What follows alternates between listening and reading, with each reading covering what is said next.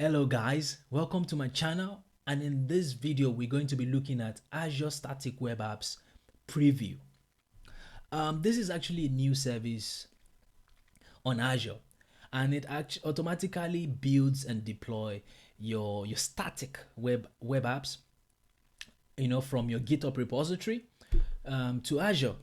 And as you can see right in front of me, we've got this command where you push, you do git push, or you do a pull request into a repository. It gets approved, and then an action is triggered that actually helps you to build and deploy your static content to the static web apps service on Azure. And you can see as well, one of the features it has is it has the Azure Functions API, where you can have endpoints that can be consumed. And in this video, we're going to be looking at how we can deploy a Next.js app from our local machine to this actual service on Azure. Before we start, make sure that you have some sort of IDE that you're using. In my case, I'm using Visual Studio Code because it's really nice. I've been using it for quite some time now. It's really good. It's efficient. It does the job, and this helps you to be able to to run the command and also develop your Next.js app, like to do the development work. And also you're gonna need Node.js. This is actually a JavaScript runtime environment that it executes JavaScript outside of the web browser, and it's cross-platform. It's open source. You need to install it for you to be able to run certain commands, like you installing npm, you having npm running on your machine, you having Next.js, the actual library installed on your machine. You will need Nodejs for that. Also, you're gonna have to install Git on your machine. This is I'll make sure I put all the links below. Also, you would need an account on GitHub. For those of you who missed my last video, I would encourage you to go back and watch it, where I was talking about Bitbucket, and how you can connect from your local machine to Bitbucket using SSH, because we're going to be using SSH here on GitHub as well. So GitHub actually is in a way similar to Bitbucket in terms of the repositories. It also has repositories. You can create unlimited repositories here, private, public repositories, and it gives you the opportunity to also collaborate with other people on your repository. And another thing I want to say is that you would need an Azure account. For those of you who don't know what Azure is actually a cloud computing platform where you can host from your small system to your large, your large systems, your enterprise solutions. You can have different services running, software as a service. You can have cognitive services. You can have different things happening here. You can have databases. You can have big data hosted in here. You can have your static contents. You can set up CDN. There's a lot of things you can do on here. You can even run your serverless apps. But I would also, in my future videos, I will try to touch on some of these services and how it's gonna benefit you. Also, one of the things I want to mention is that you can also have your VMs in here, your virtual machines. You can host them on Azure. So you're gonna need an account here. And another thing I want to point out is that for you to, if you're a new user on Azure, they give you $200 for free. You can see it right here. All you need to do is click on start. You fill in your information. You put in your credit card. Your credit card is to just verify who you are. They don't charge you for anything.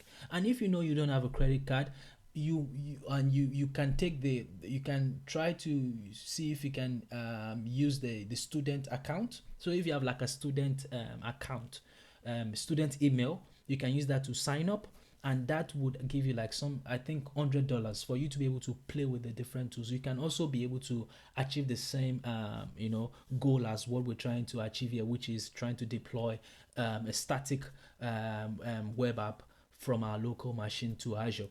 So once you have all these things set up, the next thing you have to do is to make sure that you go onto your box, open your Visual Studio Code, which is what I have right here. So let me just close these files. So this is what you can see. I have some files already in here, and you'll be wondering, like, how did this file get here? So there is a tutorial I've been following, which is on Next. So this actually tells you how to create a Next.js app. And in here, you'll be wondering, what is Next.js? Next.js is actually a React framework. It helps to solve some problems that we have with React in terms of code optimization for production, bundling up your different assets and components, and as well as SEOs, page performance, connecting to a data store. So it helps you to solve those problems. I would encourage you to actually go through all this basic tutorials they have here on how to really start up with Next.js, but I won't spend so much time on this. But basically what I just want to point out here is that for you to create a simple, straightforward app, you just have to run this command right here on your Visual Studio Code, of which I did. So you just go straight into your terminal, and make sure that you can either use a CMD or use Node or use a PowerShell. But I'm using CMD because on my CMD already I've set up Git in my environment variable, so that I can be able to run Git directly from my terminal. So I've set up the actual app locally. It works. So if I do npm run dev, this should start up the app, so you can see what the app looks like on my local box. So I'm just going to copy that actual URL that we have here, because that's where it's running presently. I'll go back on here and actually try to let you see what it looks like. So this is what it looks like. Welcome to Code with Femi. And for us to see that it's working, index.js is actually the file you're seeing right here on your screen. And then if let's just collapse this so you can have more room to play. And then if I change this to something like, let's change this back to Next.js and save this, and you can see it auto refreshes for you as well, which is pretty cool. So once you have that, the next thing you want to do is you want to push this straight into your repository. And how do we do that? We need to first initialize or set up some sort of repository in GitHub, which is here. So we create a repository here. Let's call this the same name, which is Next.js-app. It's gonna be public. It's fine. And also I would encourage you to pull this code and also maybe play with it. If you don't have time to run this command, you can easily just clone it and just run npm install to install the packages on your local box, and then you can easily just run the same command I ran here, which is npm run dev. And once you have that code directly, we won't initialize it here. We'll just create the repository. Once we have created a repository, you can see we have this just some sort of guide to tell us how we can push in our code. I just want to check in here to make sure that my SSH is set up. Like I said previously, if you missed my last video, please go back and watch so you can understand how to set up this SSH key locally. But you need to add a new SSH key. It's actually the same one we added to our local to Bitbucket. So you have to go back to where the SSH key is. So your public key, we copy that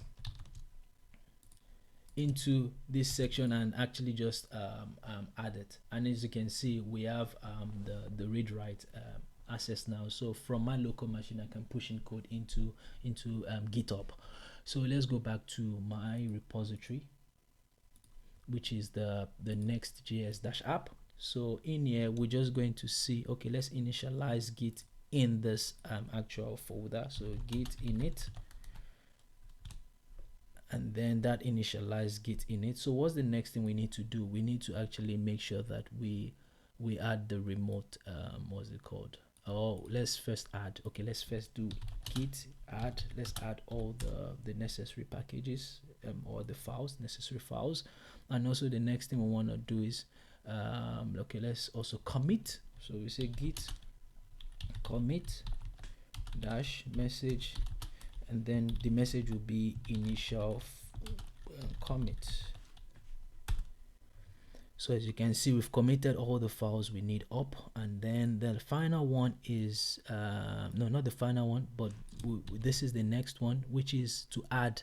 But you can see here that we're using SSH. So remember, the SSH URL is different from the HTTPS. You can see this is HTTPS, this is SSH. So SSH is the protocol we're using. So just copy that as it is, and then we pump that into here and click on enter, and that actually adds it does that for us, and then we push to the master branch.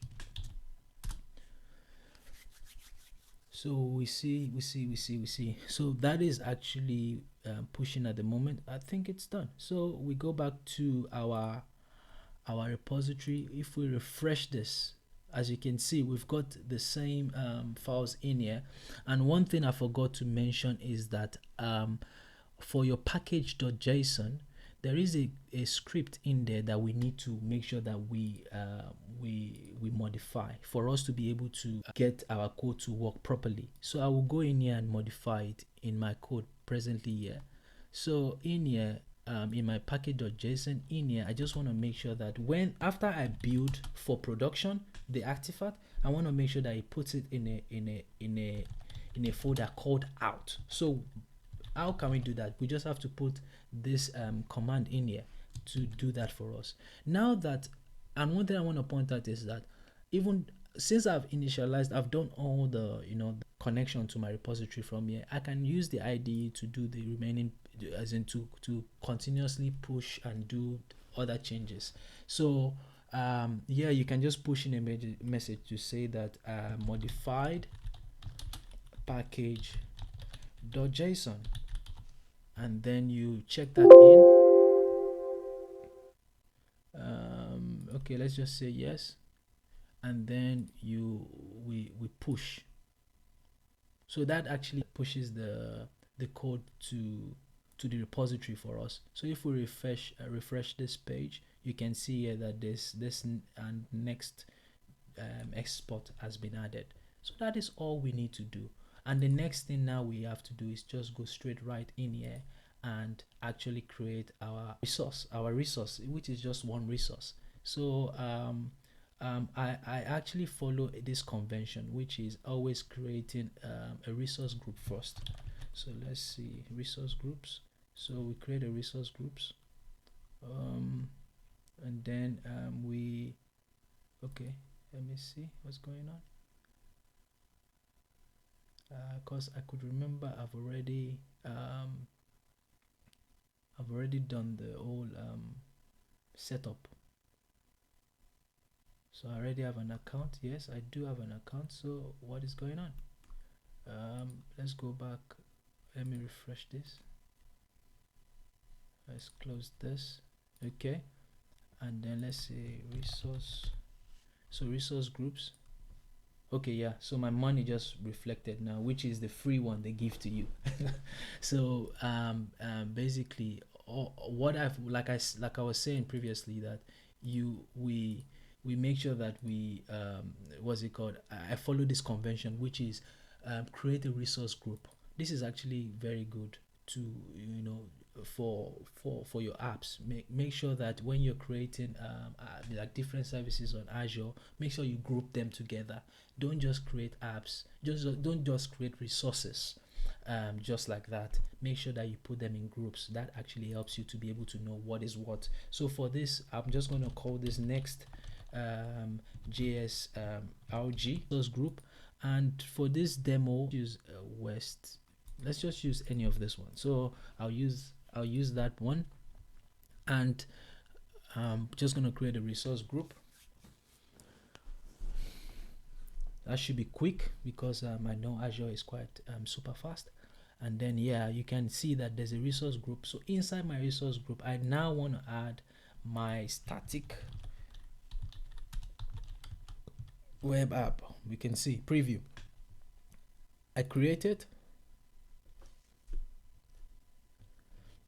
and then what the next thing we want to do is to make sure that we give it a name. So I'm gonna call this Next.js static app. Okay, and then we choose the same group, but you can see here SKU says that it's free, there's no cost, and this is quite cool because I don't have to pay. It's free, bro. It's free. It's free. So yeah, you can see, like I said, you need to connect it, because now that is how they've done it. You have to use GitHub, because that is how it's been configured. But I hope that in the future they would actually come up with a way to have so you can connect with Bitbucket, and you're not only just gonna be restricted to just using GitHub. But we'll see how that is going to play out in the future. So all you need to do is just authorize, and then once you authorize, that should actually set up, tell you, okay, what is your organization, which is just a drop down based on repository. You can see this is a repository we created in here, which is what you can see, and the branch we only have is just the master branch. So yeah, which is the master branch, and then all you need to do is just say create. So yeah, you have to just make sure that in here you say out, because that is where the Next.js app is going to be built into, the directory is going to be built into, and that is where the action is going to, when it's building and trying to deploy, that's where it's going to look into to see, do you have an artifact in there. So you just have to review and also see if everything is all right. Then you can just create that. Then let's create, you can see, then all you need to do is you have to just go to your resource, which is what we've just configured, and here you can see you have a URL already, and you can see that the source is coming from your GitHub. If I click on that, you see it's telling me it's coming from the master branch, which is pretty cool. And then if I click on here, I'm hoping to see my website.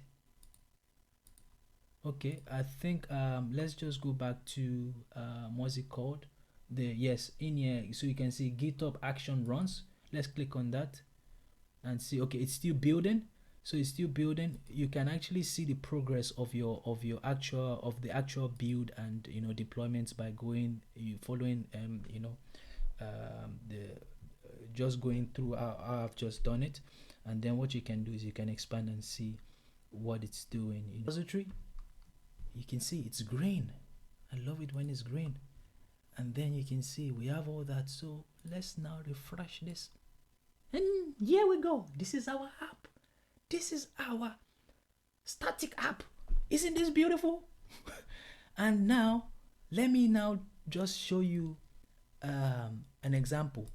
So if I go in here and say code with Femi and save that, and then let's just click on that. Okay, let's just say updated index.js,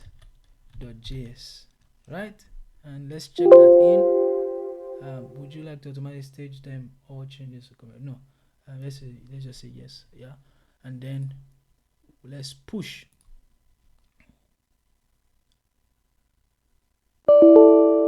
Okay, we have to pull first. And the reason why it's telling us to pull, let me just tell you why. Because when we created the service on Azure, it creates something in your repository, and I'll show you what it is. I'm glad it actually so this is what it creates. This is a YAML file. This is like some sort of like configuration to tell you how this is going to be deployed to Azure. It's like your configuration steps. So it's saying that, okay, branch is master, or if there's a pull request, and you have to set up, you have to tell which of these options you want to go with, and then basically it's just the different what's it called, the different steps, different keys, secrets, tokens, GitHub tokens, and this is all done for us through the Azure service we configured. And you can see the out location here, which I pointed to you. So this is really, really cool. So all I need to do is to first pull. So, or you can sync. Let's just sync. Let's see. Sync. So it's gonna pull, and then once it pulls, it then pushes our code to GitHub, to the GitHub repository. Okay, I think that is done. So let's go back to Git, and then let's go to Actions, and then Actions you can see right here. So we just merged in, we pulled the changes, which is the YAML file, and then we pushed our index.js changes, and you can see we've just queued that, and we can see here that it's actually doing exactly the same thing that it did previously. So this is done, and if we go back here and where's our code again? Yeah, let's refresh this. Let's see what happens. Here we go. There you have it. I think this has been great. I hope you enjoyed this session. I hope you enjoyed this video, and please don't forget to subscribe to my channel, and also make sure you comment, and I hope I see you in my next video.